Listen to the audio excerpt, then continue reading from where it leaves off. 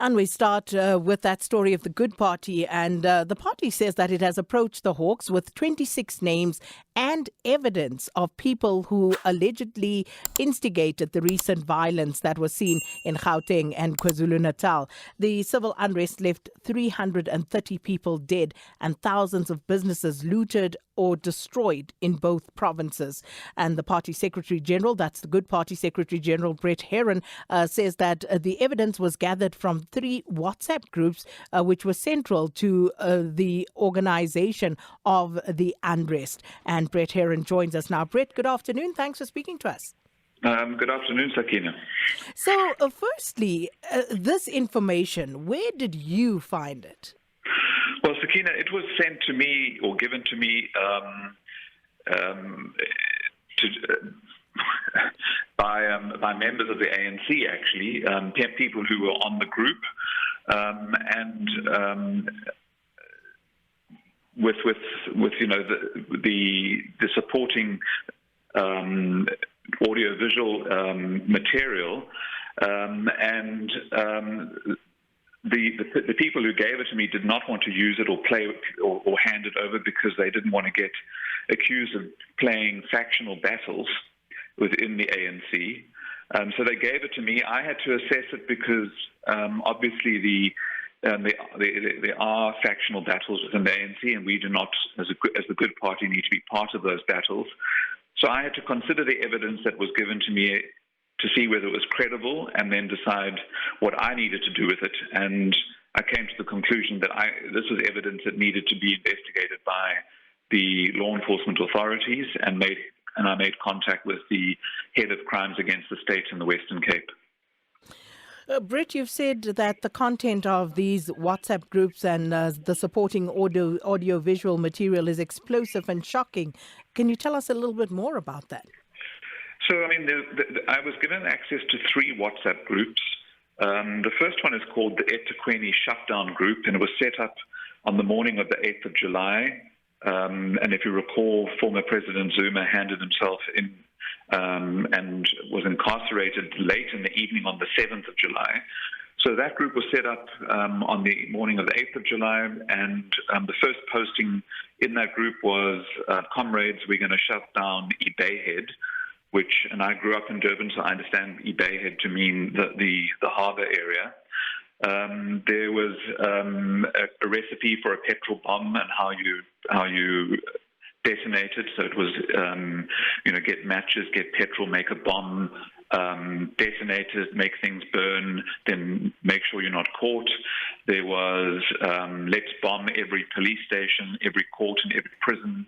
Let's destroy the airport, and then we'll move on to Transnet, and then we'll move on to businesses. There was let's kill all black police officers because black police officers are siding with whites, and let's make their families feel the pain. Let's shut down the N2 and the N3. There were video postings that showed large trucks dumping soil and sand across roads so that people couldn't use those roads. There was video footage of an ATM machine being taken out of the wall. There were arrangements for attacking malls. We're going to be at the Bridge City Mall at 3 a.m. tomorrow morning.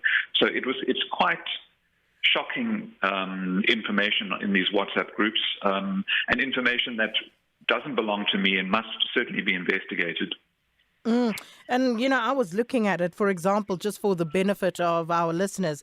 The series of messages here, for example, reads, Comrades, nothing is coming in and nothing is going out of the Bay Area that you've just been talking about, Brett. It says, we ask you, comrades, that in your areas where you are situated, comrades, let us shut them down. All the angles, comrades, all the strategic and busy places that must be shut down so that we can shift the police's focus properly, because now the police have focused on one area and you find that the comrades are scattered. So we ask you, comrades, that in your areas where you must get up, you must get up, even if it's just 10 of you, and stop 4 trucks on the road, and then you'll be done and you can leave. Take the keys of those trucks. We thank you. Those just some of the messages. But I saw in reading through some of it, there was also, of course, something about the Deputy Chief Justice, his home. And Yes. talk to us about that, Brett. So, I mean, there was also, I mean, the messages are, I mean, there's hundreds of those messages, and there's also included in there is a reference to the Deputy Chief Justice home as Zondo's home, I think, in the Hillcrest area. So there was a threat. I read that as a threat against his home. As you say, there was a voice note from a woman who said, "Let's become the terrorists of South Africa." I mean, the stuff is certainly acts of terrorism, I think, close to sedition, if not sedition, and it needs to be investigated. But yes, it appeared that one of the messages was a threat against the home of DCJ Zondo. And what I also thought was quite disturbing and telling was a conversation around clearly leaders of the ANC who were aware and, if not part of all of this planning. So it appeared to me from all three groups that there were hands there were people that were involved that are not in those groups. The audiovisual material that is in those groups shows a very organized and probably well-funded program of insurrection. I mean, who amongst us has easy access to a bulldozer that we can go and remove ATM machines out of the wall? There was a video of a truck, a massive truck that must have cost hundreds of thousands of rands to hire for the day, dumping soil or sand on the highways to shut those highways down. So there certainly must have been people involved that are not in those groups or not obviously in those groups, and who were instigating or encouraging this activity and also paying for it. In one of the groups, there were two prominent names, Carl Niehaus and Andile Lungisa, but I didn't see much activity in the group from them, other than that they were members of one of the groups. I mean, there's a message here from which I draw the inference of the leadership involvement, whoever those leaders may be, because someone on that group has obviously asked a question about the go-ahead or instruction or whatever it is from said leader. And someone responds and says, "No, Chief, we shall await his response." And then there's another response that says, "I've called and talked to the leader. We can't reveal logistical plans in as much as we are here with a common purpose, but we should know izimpimpi zohlala zikhona. Mtinte eceleni uqabane," is what it says. So, and then it goes on to say, "Kodwa kusasa asivukeleni khona." And it speaks to the mega city attack. So these things were clearly coordinated.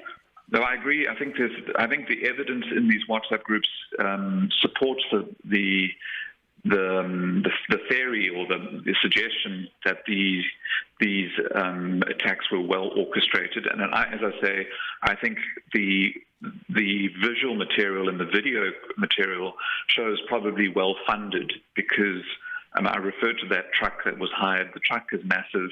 It's got Sing's hardware on the side, so it sounds like it was a private company that provided the truck. So there was money and orchestration, and as you say, references to leaders. But who those leaders are is not clear to me anyway, from the dialogues in those groups. Final question, Brett. You say that you've handed the material over to Colonel Christian Thron of the Hawks. Has there been any communication from the Hawks since then? So I handed him. I contacted Colonel Tehron. He was coming. He was going to come and see me. He couldn't, so he sent one of his deputies to come and collect my statement or take my statement and receive the material. And then I checked with him yesterday that he had received it. He said he had. He had seconded members of his unit to KwaZulu-Natal to assist with the investigation, and that the material was going to be investigated in KwaZulu-Natal. So that was the last communication I had with him. Well, thank you so much for speaking to us. Good Party Secretary General Brett Herron there, talking to us about the information that that was shared with them and was handed over to the Hawks. This clearly detailed some audio, visual, and also text that were shared among people, and it actually is quite interesting and chilling at the same time if you look at the things that were said.